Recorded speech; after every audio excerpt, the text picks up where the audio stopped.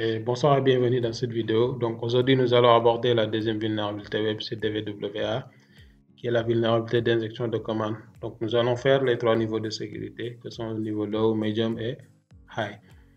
D'abord, qu'est-ce que l'injection de commande? Donc l'injection de commande est la vulnérabilité la plus dangereuse des applications web, car elle permet à un attaquant d'exécuter n'importe quelle commande arbitraire sur le système d'exploitation hôte en utilisant une application web vulnérable. Donc cette faille est également connue sous différents noms tels que l'injection d'OS, l'injection de commande OS, l'injection de commande shell, etc. Une fois qu'un attaquant a injecté une commande arbitraire dans le système d'exploitation du serveur via l'application vulnérable, il peut compromettre complètement le serveur. Cette vulnérabilité met toujours en danger la confidentialité, l'intégrité et la disponibilité des informations présentes sur la machine distante vulnérable. Cependant, il est important de ne pas confondre la vulnérabilité d'injection de commande avec celle d'injection de code, car ce sont deux failles distinctes. Nous aborderons la vulnérabilité d'injection de code dans d'autres vidéos. Maintenant, pourquoi la vulnérabilité d'injection de commande survient-elle? Donc, avant de plonger dans la compréhension de la vulnérabilité d'injection de commande, il est essentiel de saisir les bases de l'exécution des commandes dans n'importe quelle shell de système d'exploitation. Actuellement, il est évident que chaque fois que nous souhaitons exécuter plusieurs commandes simultanément, nous utilisons des caractères spécifiques tels que le commercial, le pipe, le point-virgule, etc. Ainsi, lorsque plusieurs commandes sont présentes, elles sont exécutées de gauche à droite. De plus, si l'une des commandes dans la séquence échoue, cela n'interrompt pas l'exécution des autres commandes. Cette fonctionnalité de concaténation des commandes est principalement responsable de l'injection de commandes dans le système d'exploitation si elle n'est pas correctement implémentée par l'application web. Donc, les caractères de concaténation tels que le double commercial, le double pipe, le point virgule, le commercial sont exécutés dans une séquence spécifique. Donc, on va tester quelques concaténations de commandes sur la machine Kali. Donc là, on est sur Kali, donc on va tester quelques concaténations de commandes. Donc, on concatène la commande pwd avec la commande id. Maintenant, si on met entrée, donc là, vous voyez que le terminal nous renvoie d'abord le pwd, c'est-à-dire l'endroit où on se trouve actuellement, et exécute dans la commande id, c'est-à-dire l'utilisateur avec lequel on est connecté sur cette machine. Donc, on est connecté avec l'utilisateur Kali. Il y a aussi la commande pwd double commercial ls. Donc, cette commande va nous permettre d'afficher le répertoire courant, donc le répertoire où on se trouve, ensuite de lister en même temps ce répertoire. Il y a aussi la commande ifconfig pipe. On va mettre un grep de inet. Donc, on met entrée. Donc, ça permet de filtrer, par exemple, au niveau de la commande ifconfig. Donc, le résultat de la commande ifconfig, il va filtrer là où les lignes où il y a inet. Donc, il va nous afficher que ces lignes-là. Donc, vous voyez ici, on a inet suivi de l'adresse IP de la machine, qui est la machine Kali. Maintenant, la cause principale de l'injection de commande. Donc, la vulnérabilité de l'injection de commande survient principalement lorsque l'application ne réalise pas une validation appropriée des entrées fournies par l'utilisateur dans le champ de saisie et transmet ces données au shell system sans les modifier. Maintenant, on passe aux techniques de construction de charge utile. Vous pouvez créer votre propre charge utile d'injection de commande en utilisant les règles d'exécution de commande suivantes avec des caractères comme le pipe, le point-virgule, le commercial, le double commercial, le double pipe, etc. Maintenant, on va parler de la première charge utile. Donc là, on a commande in, pipe, commande 2. L'utilisation de pipe fera en sorte que la commande 2 soit exécutée, que l'exécution de la commande in soit réussie ou non. Maintenant, la deuxième charge utile, donc on a commande in, point virgule, commande 2. Donc l'utilisation de point virgule fera en sorte que la commande 2 soit exécutée, que l'exécution de la commande in soit réussie ou non. Maintenant, on va parler de la troisième charge utile. Donc, on a commande in by double pipe commande 2. Donc là, la commande 2 ne sera exécutée que si l'exécution de la commande in échoue. Donc, pour la dernière charge utile, donc c'est commande in double commercial commande 2. Donc là, la commande 2 ne sera exécutée que si l'exécution de la commande in réussit. Donc, on va aller tester ça sur la machine Kali. Donc là, on est sur Kali, on va tester les 4 charges utiles qu'on a vu tout à l'heure. Pour la première charge utile, on avait command in, pipe, command 2. Donc l'utilisation de pipe fera en sorte que la commande 2 soit exécutée, que l'exécution de la commande in soit réussie ou non. Maintenant, on va tester ça. Donc on va mettre pwd, pipe id par exemple. Donc là, vous voyez qu'il exécute directement la deuxième commande. Peu importe si la première commande réussit ou non, lui, il va exécuter la deuxième commande. Par exemple, je vais mettre une commande qui n'existe pas, par exemple, et pipe id. Donc là, vous avez vu qu'il exécute la deuxième commande. Donc, il ne se soucie pas de la première commande, quoi.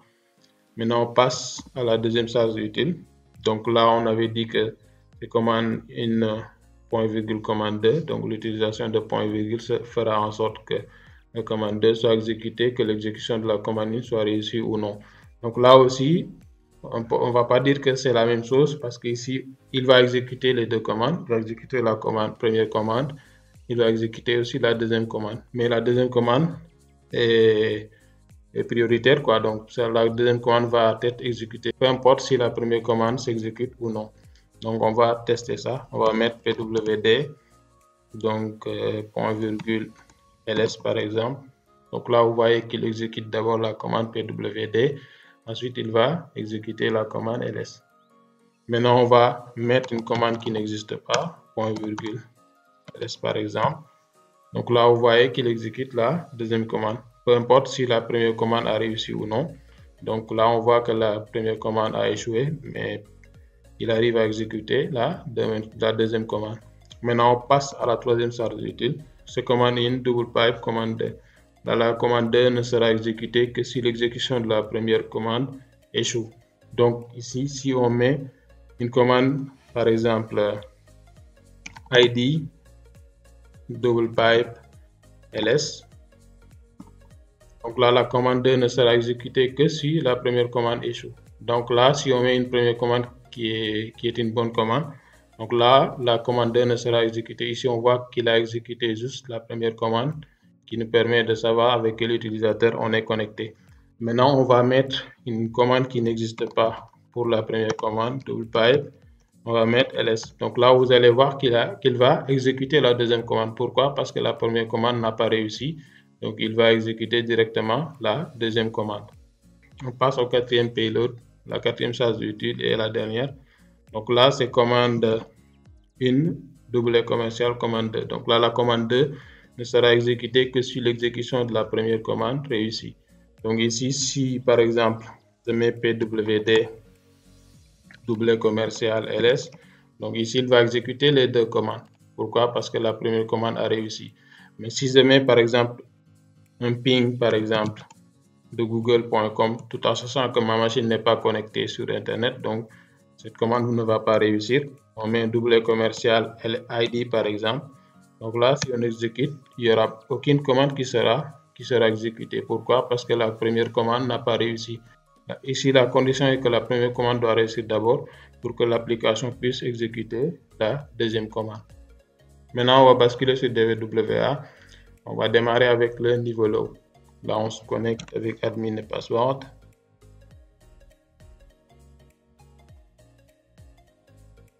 Donc, to save, donc on va se mettre à low.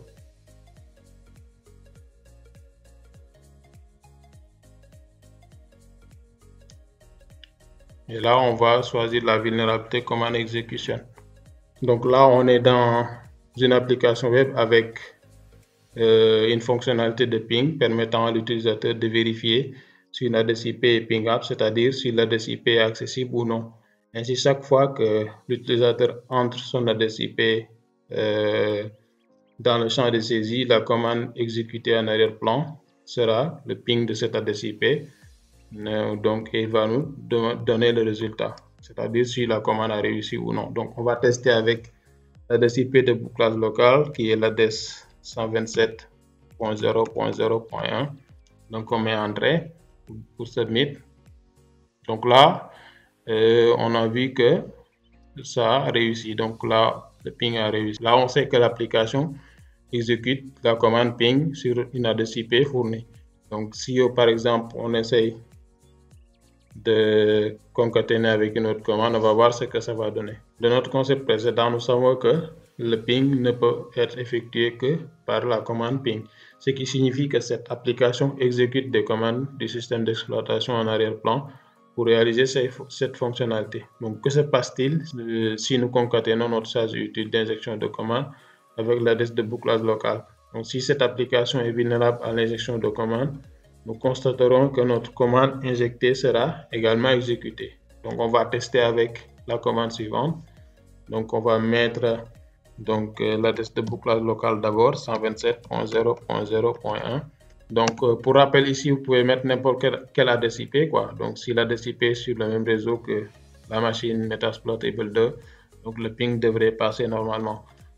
Donc, ici, on va concaténer avec la commande pwd en utilisant le double et commercial. On met submit.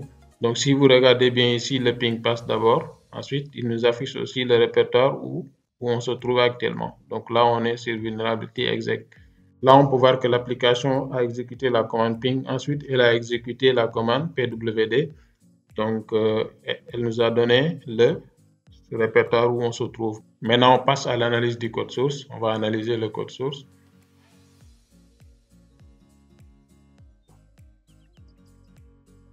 Donc ici, la variable globale PHP$request accepte l'entrée de l'utilisateur à l'intérieur du paramètre IP. C'est ce qu'on a ici.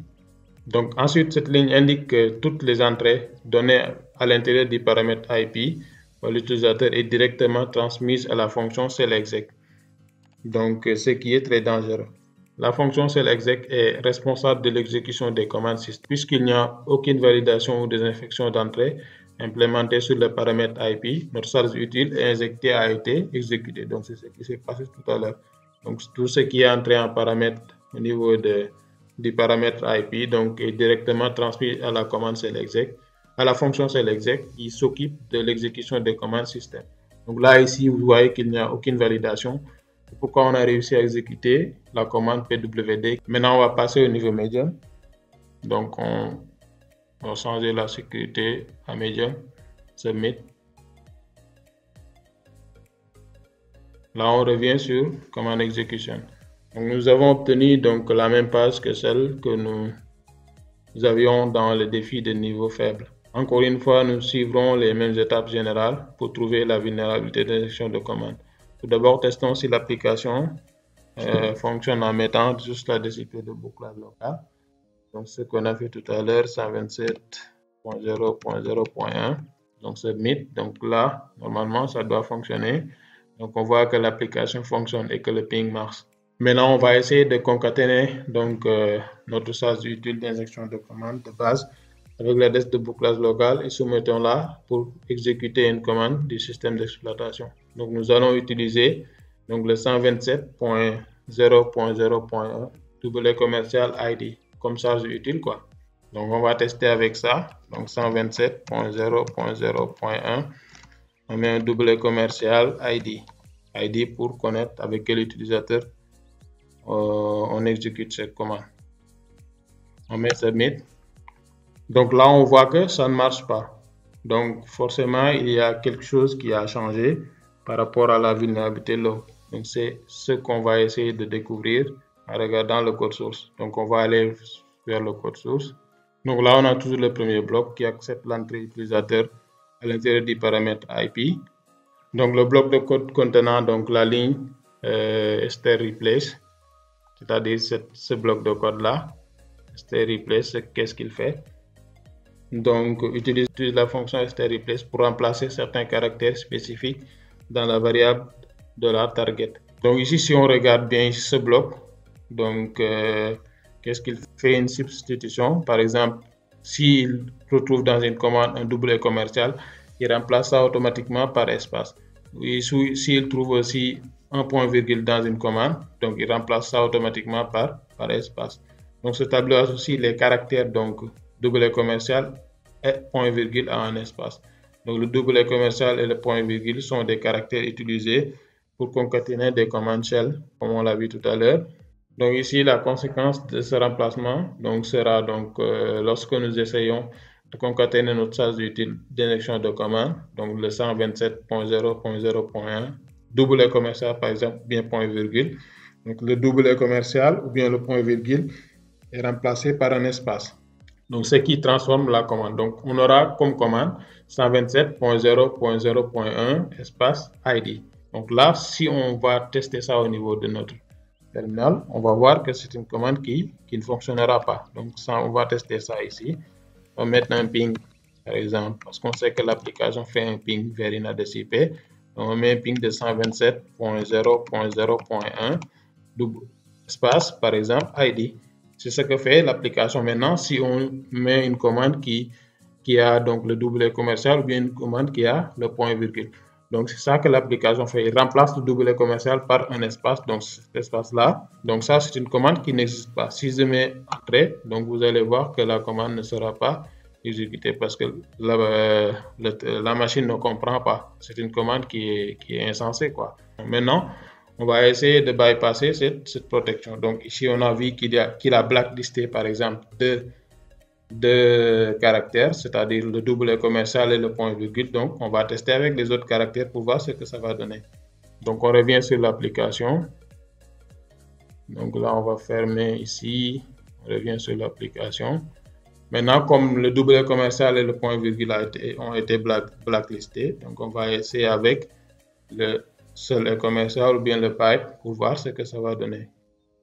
Donc, on va tester avec un seul commercial pour voir ce que ça va donner. Maintenant, on va mettre l'adresse de bouclage local 127.0.0.1 et commercial, je mets ID par exemple. Et là, je mets submit. Donc, ici, on voit que la commande a réussi. Ici, on voit que l'application exécute d'abord la commande ID qu'on a mis en dernier lieu. Ensuite, elle exécute la commande ping. Donc, ping du 127.0.0.1. Donc là, on a réussi à bypasser cette protection. Donc, on voit qu'on arrive à exécuter la commande ID. Donc, le caractère commercial n'est pas blacklisté. C'est le double commercial qui est blacklisté. Maintenant, qu'est-ce qu'on va faire maintenant? Donc, comme on arrive à exécuter des commandes shell, on va essayer d'avoir un shell système.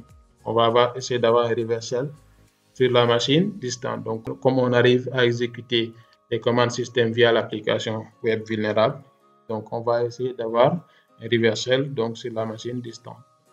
C'est ça qu'on va essayer de faire. Mais pour cela, on va tester d'abord si l'application a Netcat installé. Donc, si l'application a Netcat installé, ce sera très facile d'avoir un shell système. Donc là, on va essayer de voir si l'application a Netcat installé. Donc, pour cela, on met 127.0.0.1. Donc, on met un pipe. Ensuite, on met which NC pour Netcat. Donc, on met submit. Donc là, on voit que l'application a Netcat installé. Donc, il nous donne le chemin vers le binaire qui est là. Maintenant, on va créer notre charge utile qu'on va exécuter et lancer notre écoute pour recevoir notre reverse shell. Donc, on va utiliser la commande suivante. Donc, je vais le taper au niveau du terminal pour que vous puissiez voir ça de manière beaucoup plus claire. Donc, on va le taper ici. Ensuite, on va le copier et le coller au niveau de l'application web qui est vulnérable. Donc, pour cela, on va mettre la commande 127.0.0.1. Donc, là, on va mettre un pipe ou bien un commercial ou bien un pipe ou bien un commercial parce que ces deux caractères ne sont pas blacklistés. Donc, le seul commercial n'est pas blacklisté, c'est le double commercial qui est blacklisté. Donc, ici, on va mettre d'abord, on va mettre un pipe. Mettons un pipe.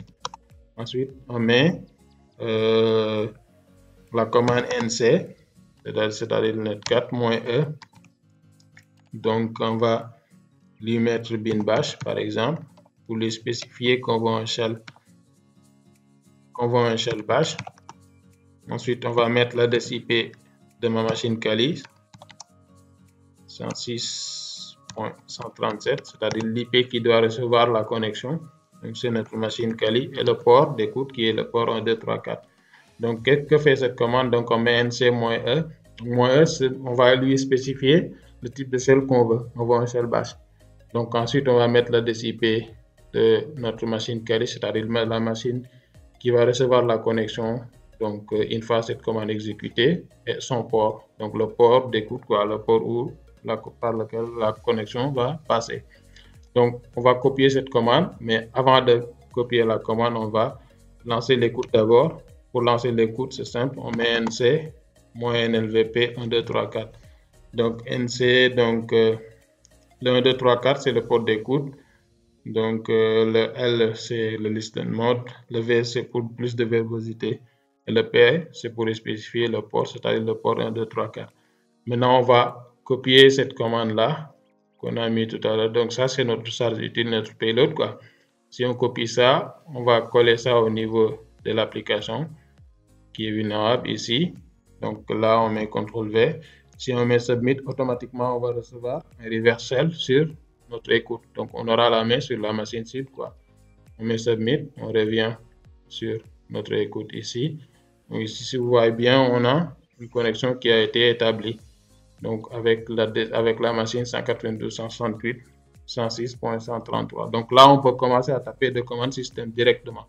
Si je mets ID, donc là, on voit avec quel utilisateur on est arrivé sur la machine cible, quoi. Donc, on est connecté en tant qu'utilisateur wdata. Donc, ici, on peut mettre aussi la commande pwd pour savoir sur quel répertoire on se trouve actuellement. Donc, là, on est sur le répertoire exec. Maintenant, on peut se déplacer vers Home, CD par exemple Home, on met Entrée, donc on met pwd pour voir si la commande exécutée précédemment a réussi. Donc là, vous voyez qu'on est sur le répertoire Home. On peut lister le répertoire Home avec la commande ls. On met ls Entrée, donc vous voyez ici qu'on a des dossiers sur ce répertoire. Donc je peux mettre un ls-la pour afficher ça de manière beaucoup plus claire. Vous allez voir que ce sont des dossiers. Donc, si vous voyez ici un D devant, vous saurez que ça, c'est un dossier. Donc, ici, il n'y a que des dossiers. Il y a le dossier FTP pour l'utilisateur FTP. Donc, il y a un utilisateur FTP. Il y a le dossier MSF admin pour l'utilisateur MSF admin, le dossier service pour l'utilisateur service et le dossier user pour l'utilisateur user. Donc, c'est ça. Donc, là, vous voyez qu'on est connecté sur la machine. On peut mettre un IPA par exemple pour voir exactement l'adresse IP. Donc on met IP. Donc là on voit l'adresse IP de la machine Metasploitable. Donc ça signifie qu'on est connecté sur cette machine. Maintenant on peut passer au niveau high. Donc on va régler ça sur high ici.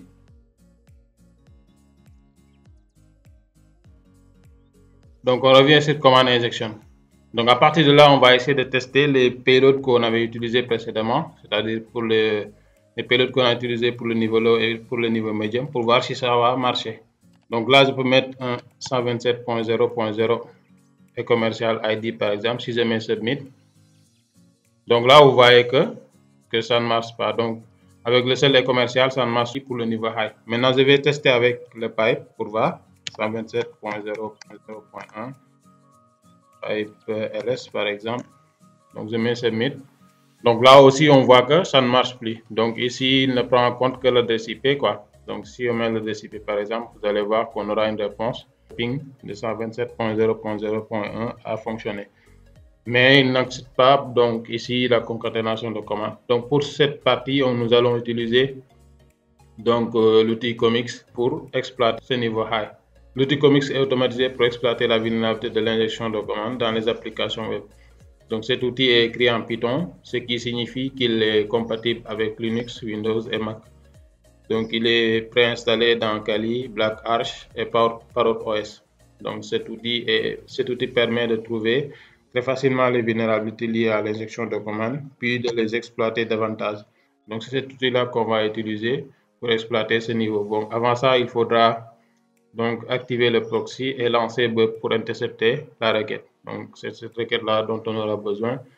On aura besoin des informations telles que les cookies, donc le referrer, donc c'est-à-dire l'URL, et les data pour exploiter la faille avec l'outil Commix. Donc ici on va d'abord activer le proxy. On va sur Settings,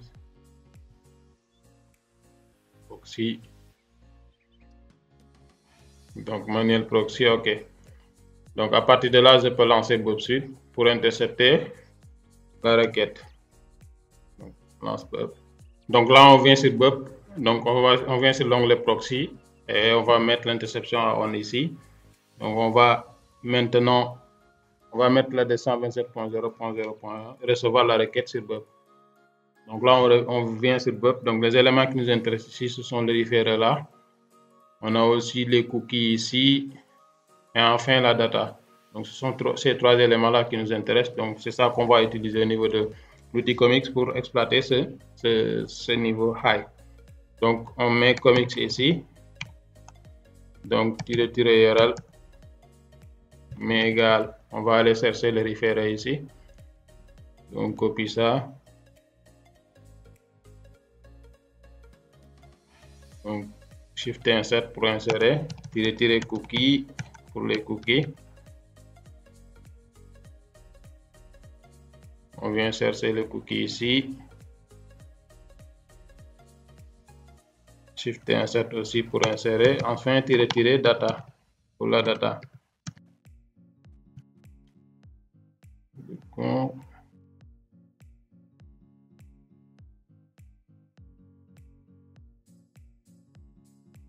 met Shift Insert. Et enfin, on peut mettre entrée pour lancer l'attaque.